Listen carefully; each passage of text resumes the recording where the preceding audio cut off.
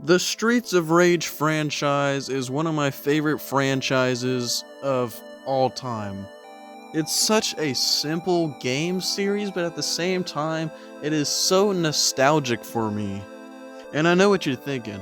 How is it nostalgic for you? It was released in the early 90s, and I sound like I'm like 14 years old.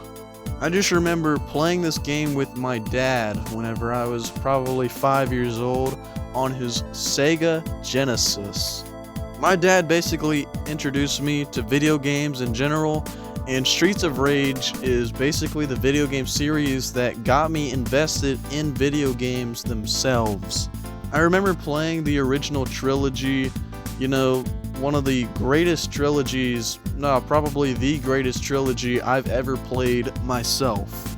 All three of those games are just absolute gems whenever you pick them up and play them.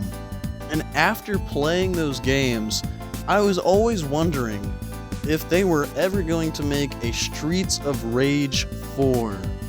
Well, during 2020, during one of probably the worst years of anybody's life, we got a bunch of great video games during the year of 2020.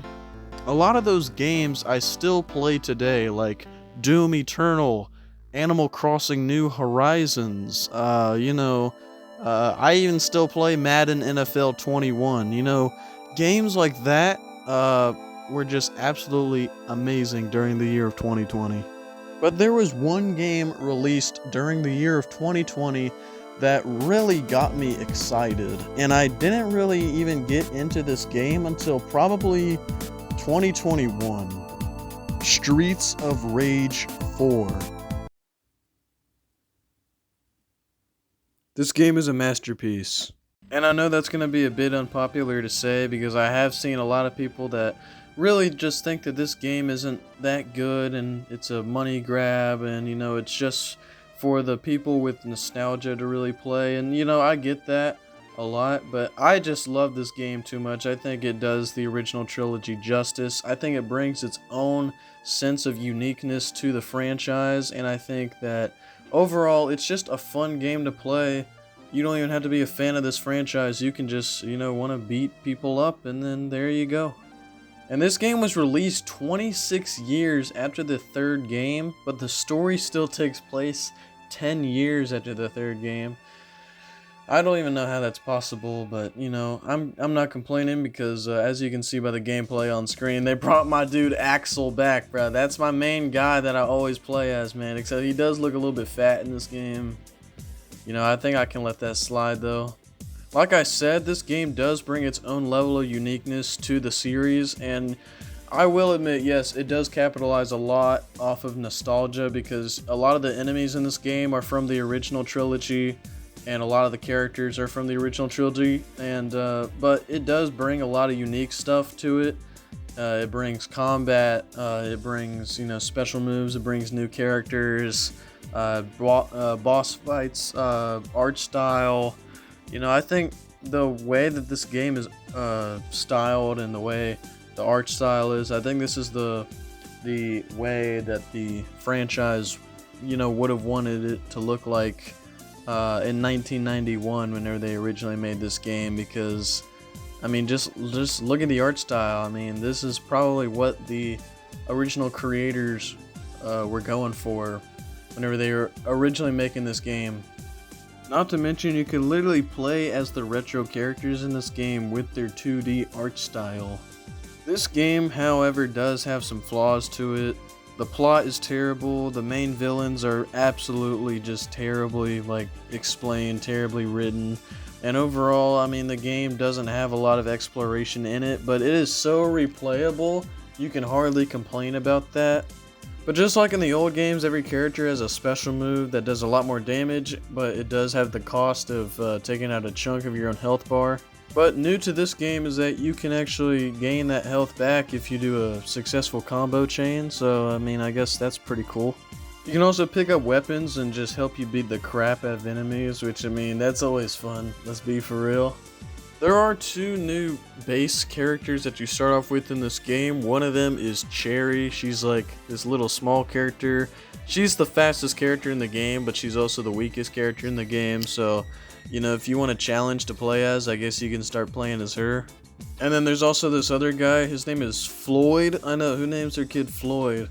But he's this big, bulking guy. He's got cyborg arms, and he can literally just, like, destroy anything. He's the big, powerful guy, but he's also the slowest character in the game. So they have really nice character balance in this game. Okay, I've talked about it long enough. We're gonna move on now from Streets of Rage 4. You guys understand what this game was about. It was a great callback to the original, and it brought back a lot of the older players, and it brought in a lot of newer players. And overall, this game, apart from the little nitpicks I said earlier, it's perfect. But now we're gonna move on to the main beef of this video. Are we gonna get a 5th game? Because just about 2 weeks ago, Sega just dropped a trailer where they are teasing new games from the Sega Genesis that they are remastering and they are releasing in 2024. And yes, Streets of Rage was one of those games. Now, my initial reaction to this trailer is, well, it's bad. And if you can see right here, 3D Streets of Rage. Let me say that again. 3D Streets of Rage? What?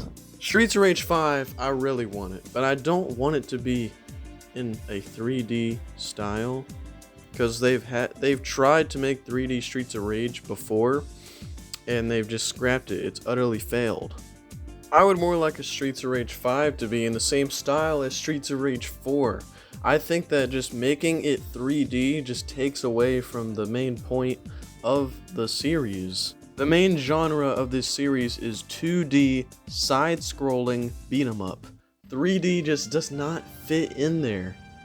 Like I said, they tried making a 3D Streets of Rage before.